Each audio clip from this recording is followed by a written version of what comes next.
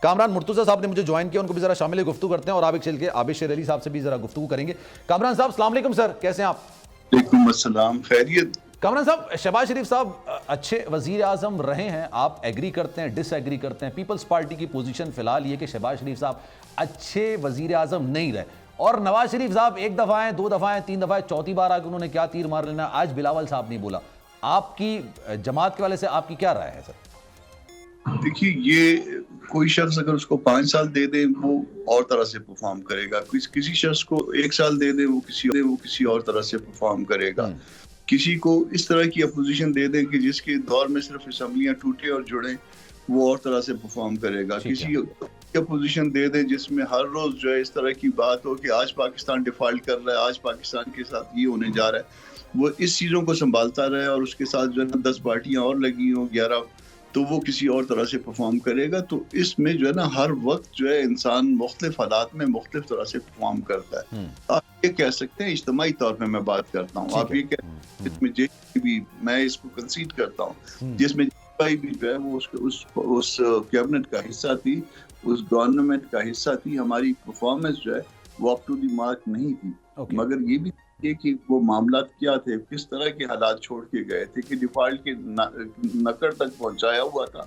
ہر روز ہمارے لیے ایک مسئلہ ہوتا تھا, کبھی 63 والی ججمنٹ آ جاتی تھی, کبھی گورنمنٹ آ رہی ہے, ہر روز لانگ مارچ آ رہا ہے, کبھی اب ایک وزیر اعظم یہ میسج دے رہے ہیں کہ جی یہ حکومت چلتی نہیں ہے اور آج ڈیفالٹ کریں گے اور کل ڈیفالٹ کریں گے, تو ظاہر ہے اس میں پرفارمنس جو ہے وہ انڈرمائن ہوگی. ٹھیک ہے.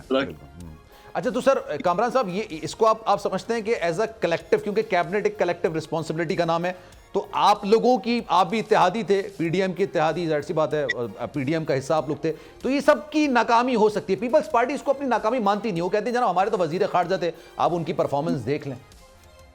کلیکٹیو رسپانسبلٹی سمجھتا ہوں, اپنے حصے کی حد تک میں اس کی, اگر کامیابی تھی تو بھی ذمہ داری قبول کرتا ہوں, اگر ناکامی تھی تو بھی قبول کرتا ہوں. اور جس حد تک وہ اس وقت چلایا جا سکتا تھا, وہ جو گیون سرکمسٹانسز تھے, وہ جس کے اوپر گزرتی ہے وہ بہتر جانتا ہے, تو میں جے یو آئی کی طرف سے اس بوجھ کو اٹھانے کے لیے تیار ہوں.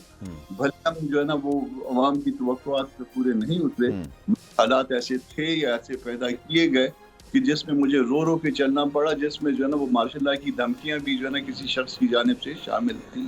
اور جب یہ وزن اٹھایا ہو کس نے, تو اسی سے پوچھیں جس کے اوپر یہ وزن تھا. ایگزیکٹلی سر, بالکل آپ نے بہت درست بات کی. اچھا سر یہ بتائیے گا, مولانا صاحب یہ چاہ رہے ہیں کیونکہ 2 صوبوں کے اندر صورتحال تھوڑی مختلف ہے, انہوں نے خود یہ بیان دیا ہے کہ جب ظاہر سی بات ہے پھر الیکشنز کو تھوڑا سا پوسٹ پون کرنا چاہیے. خیر سپریم کورٹ نے بات کہہ دی ہے کہ جناب اس کو ڈسکشن نہیں کرنا, 8 تاریخ کو الیکشنز ہوں گے.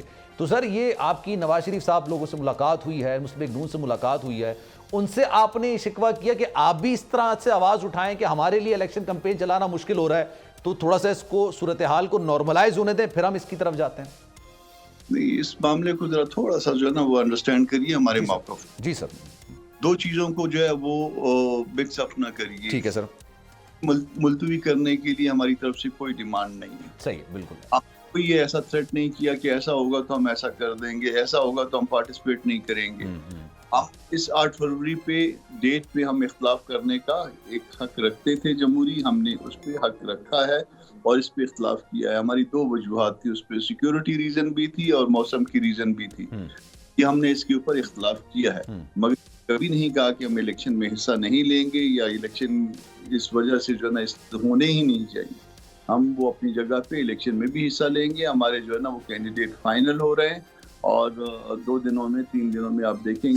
Sir let me correct myself, میں نے ایسا کہا نہیں ہے کہ آپ یہ نہیں چاہ رہے الیکشن میں حصہ لینا, میں تحفظات آپ کے پوچھنا چاہ رہا تھا کہ آپ کے تحفظات, اور آپ نے وہ بتا دیا. اچھا سر ایک پوائنٹ یہ بھی ہے نا سر. 1 منٹ. جی سر. جی. منسٹر کی سٹیٹمنٹ کے بعد جو ہم تھریٹ کی بات کرتے ہیں اور جس میں ہمارے, اور اس کو جو ہے نا وہ کپل وتھ کر لیجیے, اس کو ملا لیجیے ہمارے شہداء, جس میں باجوڑ کے 84-85 شہداء ہیں. بالکل.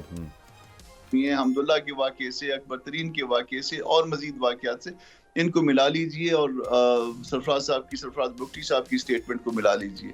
تو یہ ہمارا تو جو ہم رونا دھونا تھا وہ جائز ہے یا نہیں ہے، یہ پھر وہ آپ بہت بہتر طریقے سے جج کر سکتے ہیں. بالکل صحیح بات ہے. اچھا سر یہ بتائیے گا, آپ ہمیشہ زرداری صاحب کو کریڈٹ دیتے ہیں کہ جناب انہوں نے پی ڈی ایم کی میٹنگ بلائی ہے اور مولانا صاحب کافی زیادہ ریگارڈ کرتے ہیں زرداری صاحب کا. اس وقت ایسا لگ رہا ہے کہ سیاست دو حصوں میں بٹی ہوئی ہے, ایک پیپلز پارٹی کر رہی ہے اور ایک نون لیگ کر رہی ہے. نون لیگ اپنے اتحادی بنا رہی ہے, پیپلز پارٹی اپنے شکوے کر رہی ہے. آپ لوگوں نے نون لیگ کا اتحادی بننے کو کیوں چنا سر؟ زیادہ جھکاؤ مجھے ایسا لگتا ہے کہ مولانا صاحب کا زرداری صاحب کی طرف ہے. اس میں ایسا ہے دوستیاں اپنی جگہ پہ, اپنی جگہ پہ یہ کرنے کے لیے پارٹی کے ادارے ہوا کرتے ہیں. نو ڈاؤٹ کہ مولانا قائد ہے ہمارے, مگر جو ہے وہ پارٹی کے ادارے کرتے ہیں. پھر ادارے جب فیصلے کرتے ہیں تو دو چیزوں کو سامنے رکھتے ہیں. پہلی بات پارٹی کے نظریات کس ساتھ زیادہ میچ کرتے ہیں. دوسری بات یہ کہ دو پارٹیوں کے ہم ایٹ لیسٹ جب ہم اپنے اینڈ پہ ہوں گے تو ہم اپنی پارٹی کا, اگر پہلی بات پوری نہیں ہو رہی تو دوسری پارٹی کا مفاد, چیزوں کو سامنے رکھ کے پھر آگے الیکشن کے حوالے سے اتحاد بنتے ہیں. اس میں اداروں نے یہ مناسب سمجھا ہوگا کہ نون لیگ کے ساتھ مل کے. اور آپ یہ جو چپکلش چل رہی ہے دو بڑی سیاسی جماعتوں کے درمیان, اس میں نیوٹرل رہیں گے کم سے کم کہ ہاں اتحادی نون لیگ کے بن گئے لیکن ہم اس کیٹ فائٹ کا حصہ نہیں بنیں گے. ہم ان کا احترام کرتے ہیں, ویسے مجھے لگتا ہے کہ کل وہ بھی ہمارے ساتھ ہوں. سبسکرائب کریں اور بیل دبائیں تاکہ کوئی خبر رہ نہ جائے.